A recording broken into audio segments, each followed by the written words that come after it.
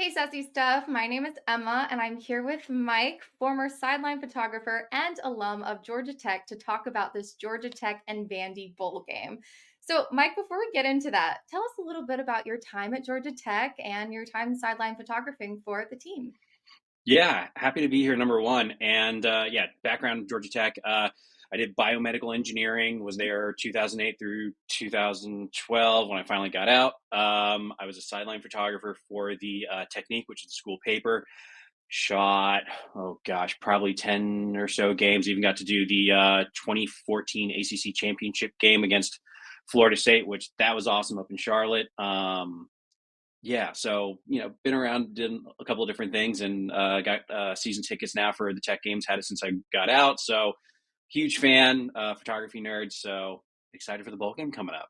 This is the two nerdy schools going at it, the nerdy school in the ACC and the nerdy school in the SEC. Yeah, the Nerd Bowl, as it's being called. The Nerd Bowl. And both of these nerdy teams have pulled off impressive wins, Georgia Tech over Miami and Vandy over Alabama. But I remember I asked you, I was with you the night before that Miami game, and I said, "Are you going to the Miami game? You do have season tickets." And you said, "I don't really want to watch my team get beat. I gave them away." You had to bring that up publicly, I didn't you? did. I did. So I will say that was because at the time we didn't know if Haynes King would be playing. Yeah. We were basically relying on our backup quarterback situation, and Haynes King was coming out with that bum shoulder, so he couldn't throw, and that was such a huge element of that game. Now, magically, it worked out in our favor because we played a two quarterback game, which completely blew my mind. You had Haynes King. If he was out there, you knew he was running the ball or he was throwing a quick out, and then Aaron Philo would come in, the rookie freshman quarterback, and he would just drop a dime, like 15, 20 yards out, and you're like, what the hell is going on? So it worked. Kept Miami's defense off balance. We played the clock game, so it worked out great. It breaks my heart that I wasn't there, but it was awesome to watch the game, and yeah, huge, huge win. And yeah, I think it's going to be kind of a similar story with the game coming up. Well, I mean, this Georgia Tech team has been absolutely incredible this season. Obviously, took Georgia to 8 overtimes, which was insane. How did you feel about that moment? I remember getting a text at halftime when we were winning 17-0 from a friend who's he doesn't care about football, but his fiance, her whole family went to UGA, and he just says like, "So this game," and I'm like, "I'm not celebrating squat until the clock hits zero because I know my team. Yeah. We have some impressive collapses, and the Georgia games are always something ridiculous. So yeah, I mean, going through that game, the late where that hit on Haynes King that caused the fumble, which again, I'll say publicly, I don't know how targeting wasn't even mentioned to be That's reviewed. crazy. Yeah. That blew my mind. You know, eh, I won't go into that game and my opinion of certain things. But I mean, emotionally draining. Just Yeah. couldn't believe it. I was watching it with my future father-in-law, and like he's getting riled up at every single like overtime flip flop. And by like the third one, I'm just sitting on the couch like I have no emotions, I have no energy. Because in my brain, it was the longer the game goes on, the higher likelihood that UGA would win, Yeah. which is what happened. And it was devastating. I mean, tremendous, tremendous love for, how Tech played that game. I mean, I don't think anyone expected them. Everyone in, rivalry games, you Yeah. expect everyone to show up to be a good game. But like that was impressive from Tech. That was really, really impressive. That was one of So my favorite games of rivalry weekend this I'm year. I pretty thought it sure was it so got good. I'm pretty sure it got called the game of the year, Yeah. which was I think deserved it. Absolutely deserved. It absolutely wild. I mean, the UGA Alabama game, because I know you're a Bama fan. Mhm. That one was pretty wild too. But yeah, the 8 overtimes I think added a fun It element gotta of be. the That was a yes. great game. But Georgia Tech is now playing Vanderbilt, who also made a splash in the SEC this season, which no one was expecting. Hmm. Georgia Tech is a slight favorite in this game, but predictions are kind of split 50-50 between these two teams. The last time they played each other, Georgia Tech did win 38-7 in 2016. But Vanderbilt hasn't beaten Georgia Tech since 1941. So does that mean they're due?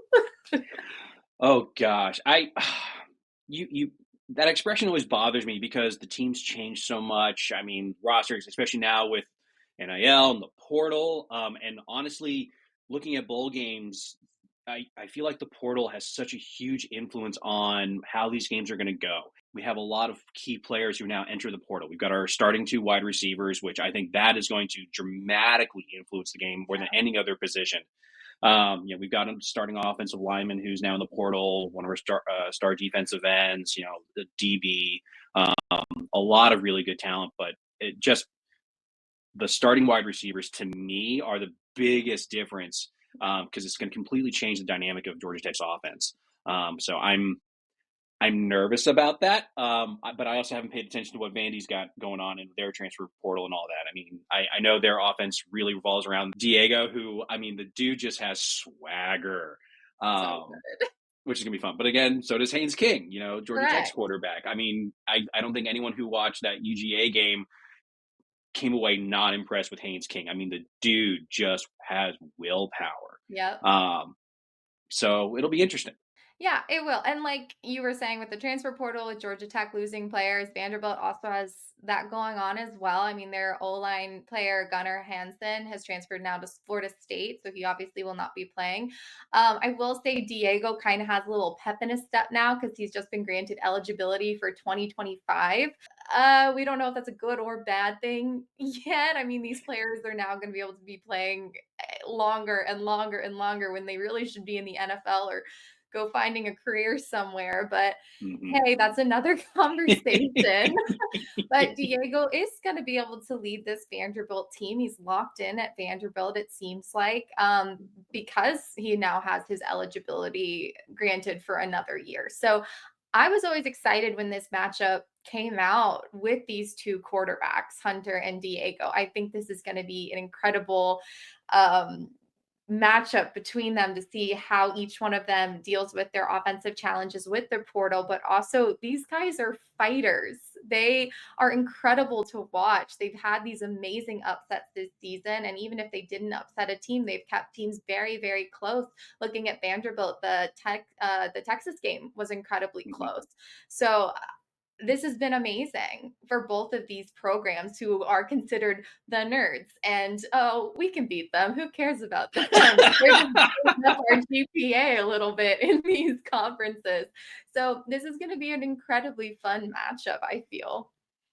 Agreed. And something that I think that will be curious is, a lot of defenses struggle with running quarterbacks. Yep. That dual threat quarterback capability, and both, Haynes King and I already forgot his name. Diego. Okay, he'll make you remember. Sorry. He doesn't matter to me. I care about my guys in the ACC. Yeah, Diego, you're locked in with the ACC. Yeah, King, he's a running quarterback as well. Diego's a running quarterback from what we've seen, and I will say both defenses from Tech and Vandy have also had to deal with running quarterbacks. Yep. Vandy had to deal with Jalen Milroe from Alabama, which they won that, so that was interesting. They frustrated the heck out of him. Tech's had to deal with some, probably not the same level of dual threat quarterback, but we've had to deal with running quarterbacks, and luckily our linebacking group has done better this year, so that should help. But I think the defenses are uniquely well suited to play both our respective styles of offenses. So it's going to be fun. It's going to be a lot of fun.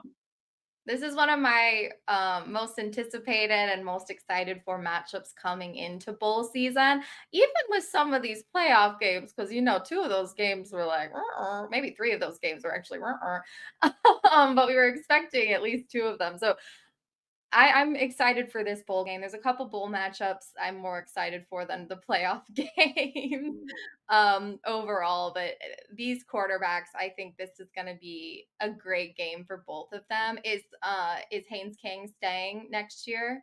He is, which is absolutely huge. Excited about that. And then again, we've got the true freshman. Actually, no, he technically still got his red shirt this year. So that's actually an interesting element to this game coming up is other backup quarterbacks like Zach Pyron went to the transfer portal. And so with Aaron Philo, he's already played his 4 games. So they don't want to burn his red shirt. So if Haynes King gets injured, Then Heron File has to come in. That's going to be an unfortunate thing, but there's no other quarterbacks on the roster. So Yeah. necessary evil in that regard. But that would also change the offense dramatically. Um, but yeah, we'll see. Haynes King is coming back. Very excited for that. And one of our star linebackers. I'm sure everyone saw Kyle Efford with the giant linebacker like neck roll. Yeah, yeah, yeah. So he'll be back. So we've got a lot of really good talent that is coming back, which I'm very excited for. That's going to be playing this game. But yeah, we'll see. Well, I mean, we'll see. I think this is going to be a very competitive matchup. And at the end of the day, Haynes King and Diego Pavia are both winning because when they graduate, they will have papers from Georgia Tech and Vanderbilt with them as they go along through their careers. Mhm. So they're both winning here. But I am excited to see these two quarterbacks face off in this game. Any final thoughts? Go Jackets. There you go. And I have to over here. I'm a little biased. I'm gonna stick with my man Diego. If you're gonna beat Alabama, then I'm riding with you all day long. You got to make us look better. No, no, No. no, no. MIT of the South is going to win this one. All right. Okay. I like it. I like it. Well, let us know in the comments who you're pulling for in this game. Make sure to like, comment, and subscribe. Thank you, Mike, so much for coming on. We're going to bring him on a sideline story to talk a little bit more about his sideline photography adventures with Georgia Tech. And we will see you next time. Bye bye.